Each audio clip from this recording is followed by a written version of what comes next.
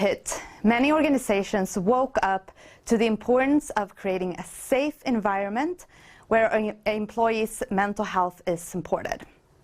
Still, most employees do not pay the same attention to our mental health as we do for our physical health. My name is Linn Caldas, and during the past 4 years, Spotify has had mental health as a priority, which I lead globally. And everything we do within the sphere of mental health at Spotify goes under the umbrella name Heart and Soul, which you will hear during this talk. So after this 10 minutes, I hope that you'll walk away with a bit of inspiration and practical ideas on how you can address mental health in your organization. At Spotify, we believe that everyone's experiences of mental health should be welcomed, respected, and championed. We want our employees to feel safe and supported, both in good times and in more challenging times.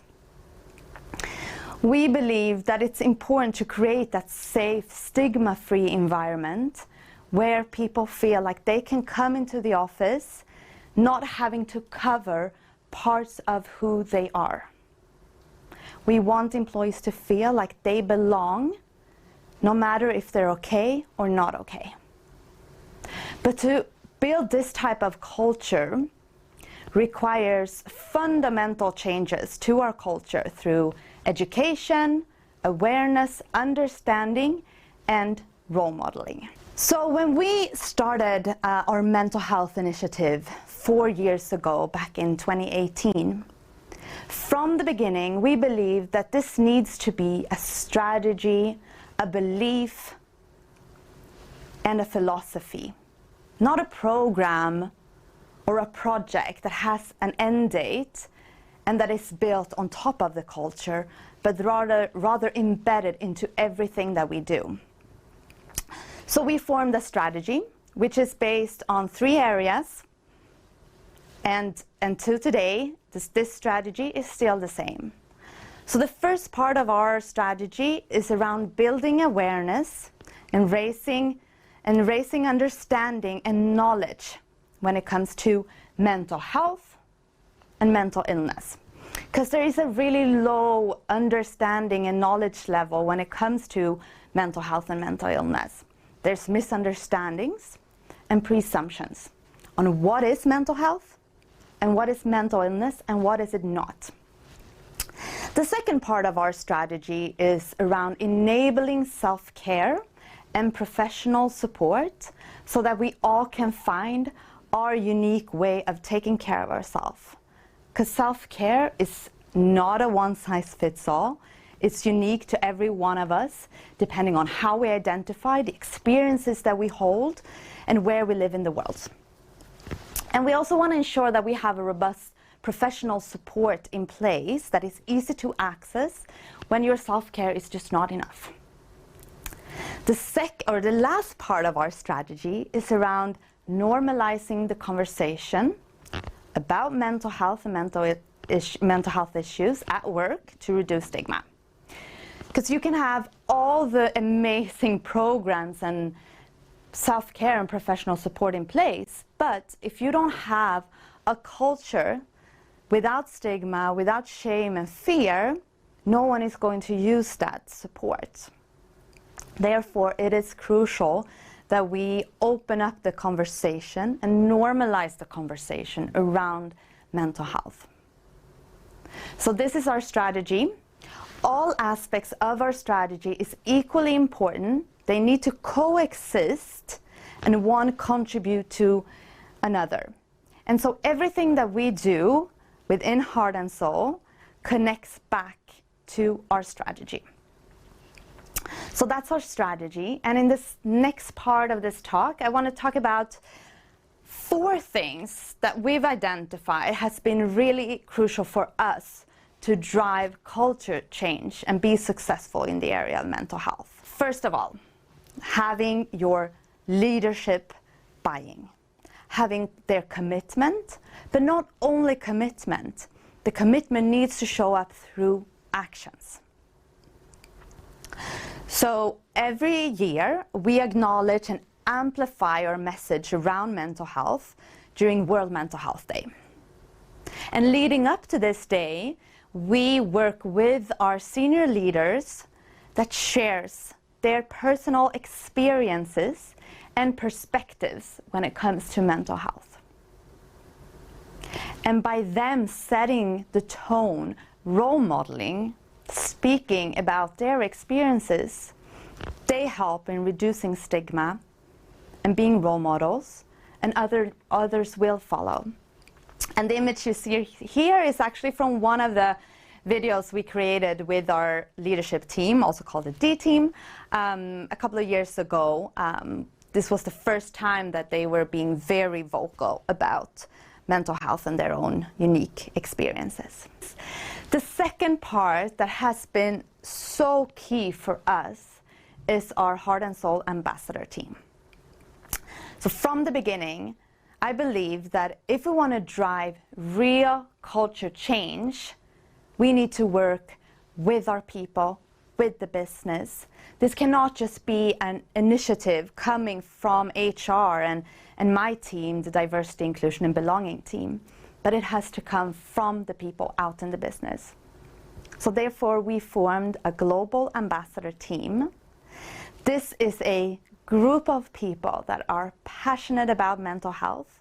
Most have their unique experiences, and they want to contribute to culture change. These people do this work alongside the day-to-day job. They are coming from all business units, seniorities, and they're based all over the world.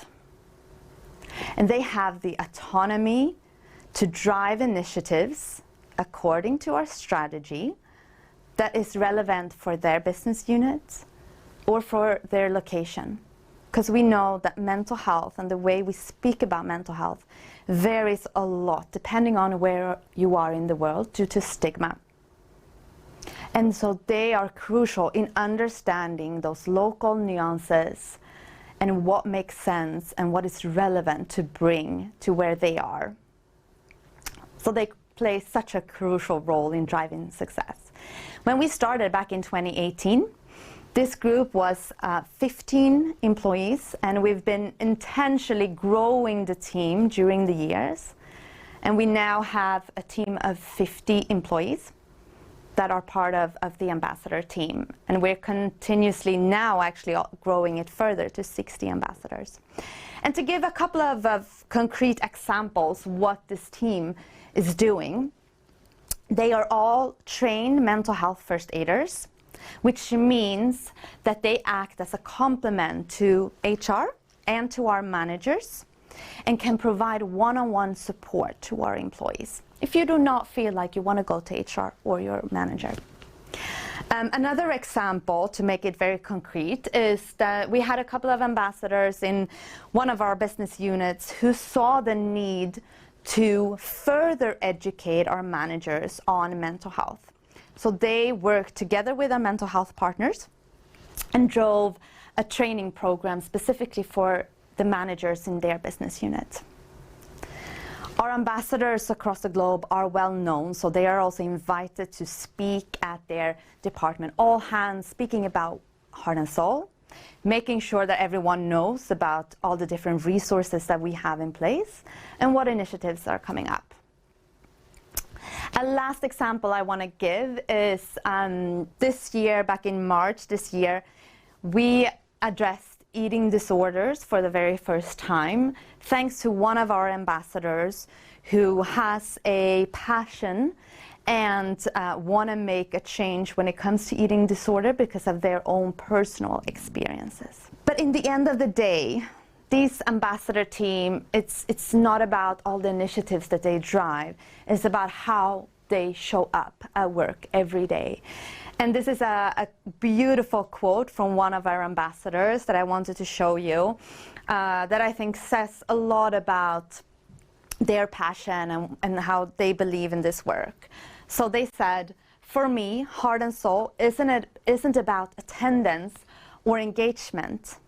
It's about how I bring heart and soul into everything I do every single day. The third aspect that I want to cover that has been really important for us is to work very closely with partners. We acknowledge that we're not psychologists, we are not mental health experts. So we built a pool of experts that we work with that are based across the globe. And they do not only drive initiatives for our employees together with us, they also act as a sounding board for everything that we do to validate, cross-check. They help us keeping informed of trends, what's going on in the world when it comes to mental health. Our partners are based in Asia, Europe, and in the US, so they do really represent different perspectives. The last part that I want to cover that has been really important for us and where I'd like to end today is about being persistent and keeping momentum. Addressing mental health and mental illness in the workplace is still a rather new area that our employees are just starting to grasp. And it's important to be persistent. Start with setting the basics and the foundation first. And culture change takes time. Set the foundation first. We started by addressing less stigmatized topics that are very common across the globe, such as stress, anxiety, and depression. We also covered aspects of good mental health, compassion, resilience, the importance of sleep. Because mental health is all facets. It's living with a mental illness, it's experience good mental health, and from time to time experience poor mental health. And so now that we've built the foundation and been driving the agenda for more than 4 years, we are now addressing addiction, domestic abuse, and suicide. Areas that we were not ready to speak about 4 years ago. Keeping momentum is also really key. It's not about acknowledging an awareness day once a year, but it's continuously driving the conversation, making sure that you embed the messaging around mental health in everything that you do. And in the end of the day, how you show up.